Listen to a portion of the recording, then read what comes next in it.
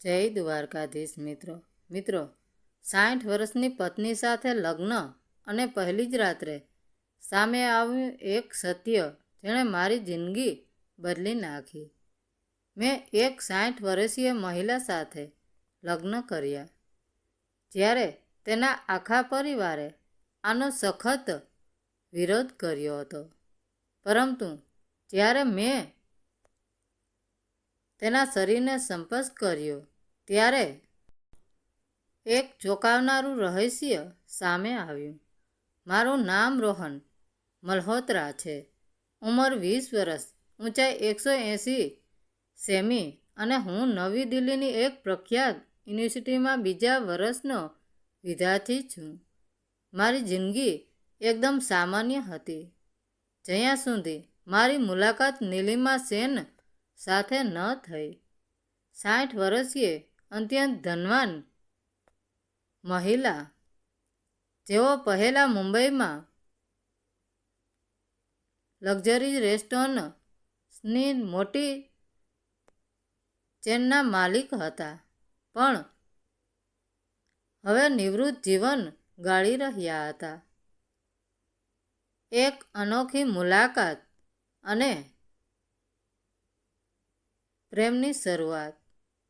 અમારી મુલાકાત ગુરુગ્રામમાં યોજાયેલા એક સ્કૂલમાં ચેરિટી કાર્યક્રમમાં થઈ હતી.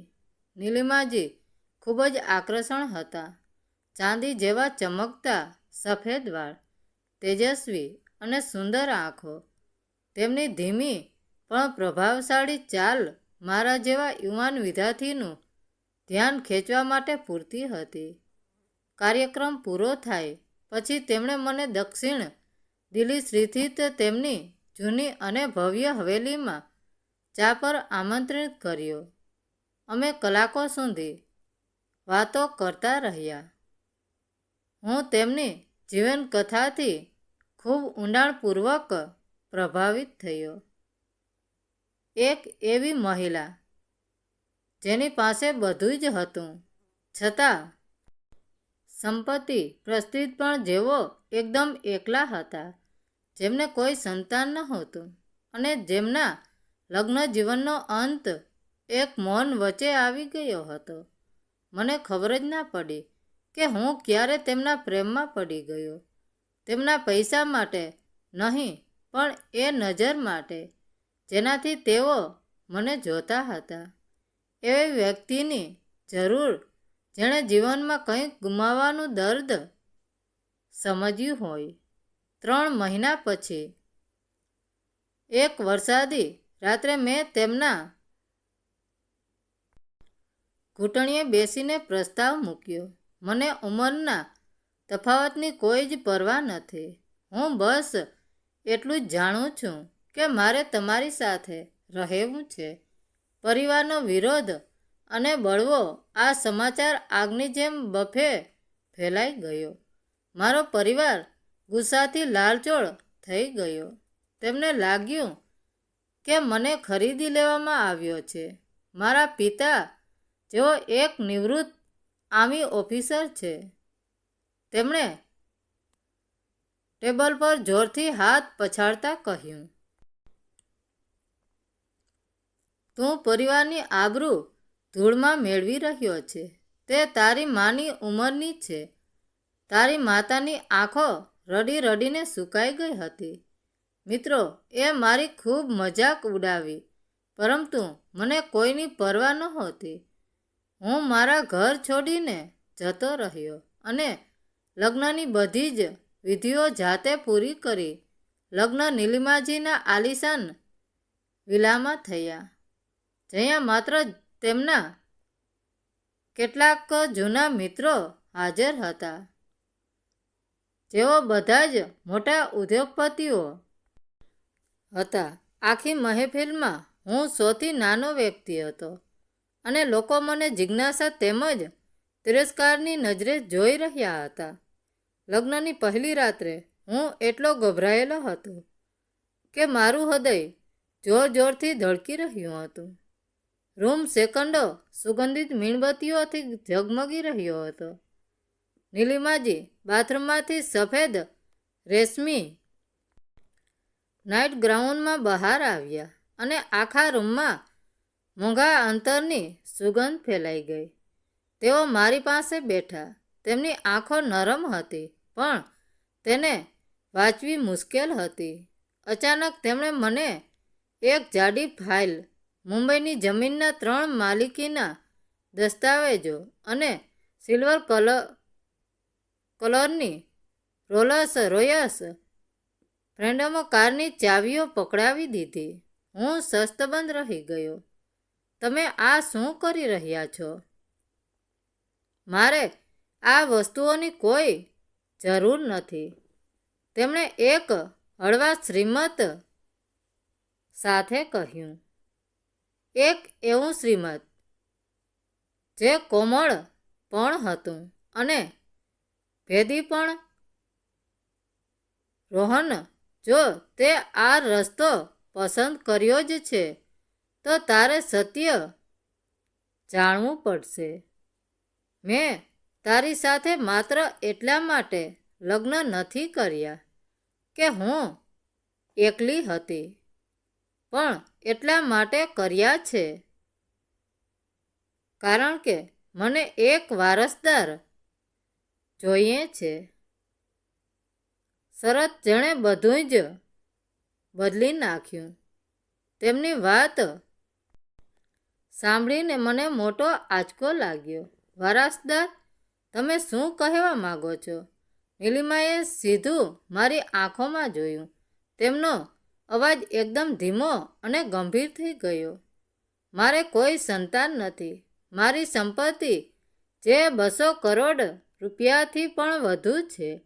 જો મેં કોઈ દાવો ન કર્યો તો તે એવા લાલચુ સંબંધીઓના હાથમાં જતી રહેશે જેઓ મારા જલ્દી મરવાની રાહ જોઈ રહ્યા છે. હું આ બધું જ તને આપવા માગું છું, પરંતુ. તેમણે એક ઊંડો શ્વાસ લીધો અને કહ્યું, મારી એક શરત છે. રૂમની હવા જાણે ભારે થઈ ગઈ. મેં મુશ્કેલીથી થૂંક ગળતા ડરતા અવાજે પૂછ્યું, કઈ શરત? તેમણે મારી આંખોમાંથી નજર હટાવ્યા વિના જ જવાબ આપ્યો, મારી શરત એ છે કે તારે માત્ર મારી સંપત્તિ જ નહીં પણ મારા એક અધૂરા સપના અને જવાબદારીનો બોજ ઉઠાવવો પડશે. એટલું કહીને નીલિમાજીએ ધીમેકથી પોતાના રેશમી ગ્રાઉન્ડનો એક હિસ્સો ખંભા પરથી નીચે સરકાવ્યો. મેં ધ્રુજતા હાથે જ્યારે તેમના ખંભા અને પીઠના ભાગે સ્પર્શ કર્યો ત્યારે મારા હોશ ઉડી ગયા. મેં જોયું કે તેમની ત્વચા પર સર્જરીના ઊંડા અને ભયાનક નિશાનો હતા. મારા ચહેરા પરના ડર અને આશ્ચર્યને જોઈને તેમણે એક દર્દનાક શ્રીમત સાથે સત્ય ઉજાગર કર્યું. રોહન, મને લાસ્ટ સ્ટેજનું કેન્સર છે. ડૉક્ટરોએ મને કહી દીધું છે કે મારી પાસે માંડ 6 કે 7 મહિનાનો સમય બચ્યો છે. આ સાંભળીને મારું હૃદય જાણે થંભી ગયું. જે સ્ત્રીને મેં નિસ્વાર્થ પ્રેમ કર્યો હતો તે મોતના દરવાજે ઊભી હતી. મારી આંખોમાંથી ચોધારા આંસુ વહેવા લાગ્યા. વરસાદનું અસલી રહસ્ય. તેમણે મારો હાથ પકડીને આગળ કહ્યું, મારા સ્વાર્થી સંબંધીઓ કાગડાની જેમ મારા મરવાની રાહ જોઈ રહ્યા છે, પણ હું મારી આખી જિંદગીની મહેનતની કમાણી તેમને આપવા નથી માગતી. ગુરુગ્રામના જે અનાથ આશ્રમના કાર્યક્રમમાં આપણે પહેલી વાર મળ્યા હતા ત્યારે મેં એક 5 વર્ષની અનાથ બાળકીને કાનૂની રીતે દત્તક લીધી છે, જેનું નામ આદિતિ છે. દુનિયાની નજરમાં હું એકલી છું, પણ હકીકતમાં હું એક માં છું. નીલિમાજીની આંખો પણ હવે ભીની થઈ ગઈ હતી. મારી શરત એ છે કે મારા ગયા પછી તું આદિત્યનો કાનૂની પિતા બનીશ. હું તને મારો વારસદાર બનાવું છું. તું આ બધી જ સંપત્તિનો માલિક બનીશ, પણ બદલામાં તારે મારી એ બાળકીને એક પિતાનો પ્રેમ આપવો પડશે, તેને સાચવવી પડશે અને મારા આ સામ્રાજ્યને પેલા ગીધ જેવા સંબંધીઓથી બચાવવું પડશે. જ્યારે મેં તને જોયો ત્યારે મને તારી આંખોમાં એક સાચો અને નિસ્વાર્થ માણસ દેખાયો હતો. શું તું મારી આ જવાબદારી ઉઠાવી શકીશ? પ્રેમ અને સમર્પણ. હું અવાક હતો. મને સમજાયું કે આ લગ્ન કોઈ સોદો ન હતો, પણ એક મજબૂર માતાનો પોતાની દીકરીનું ભવિષ્ય સુરક્ષિત કરવાનો અંતિમ પ્રયાસ હતો.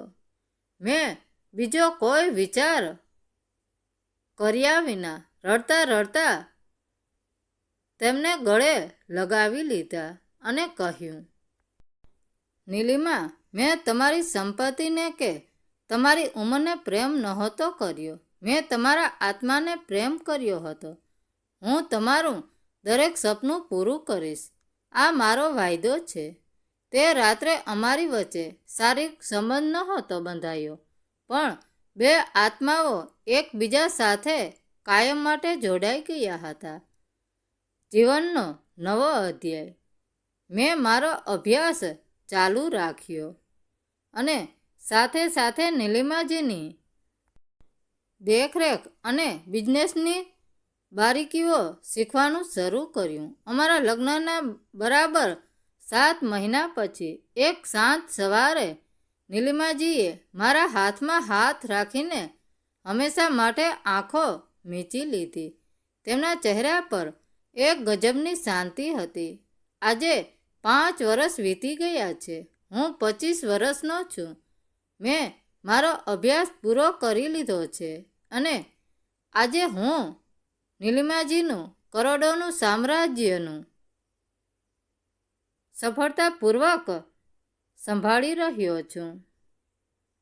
મારી 10 વર્ષની દીકરી આદિતિ મારો જીવ છે અને હું તેને દુનિયાનો શ્રેષ્ઠ ઉછેર આપી રહ્યો છું. દુનિયા અને મારો પરિવાર આજે પણ મારી પીઠ પાછળ વાતો કરે છે અને મજાક ઉડાવે છે કે મેં પૈસાના લોભમાં એક વૃદ્ધ સાથે લગ્ન કર્યા હતા. પણ સત્ય માત્ર મારું હૃદય જાણે છે કે મેં એ રાત્રે શું ગુમાવ્યું હતું અને જીવનભર માટે કેવો અમૂલ્ય સંબંધ મેળવ્યો હતો. મિત્રો, વાર્તા કેવી લાગી? સારી લાગી હોય તો કોમેન્ટ કરીને જરૂર જણાવજો. ધન્યવાદ મિત્રો. રાધે રાધે. જય દ્વારકાધીશ.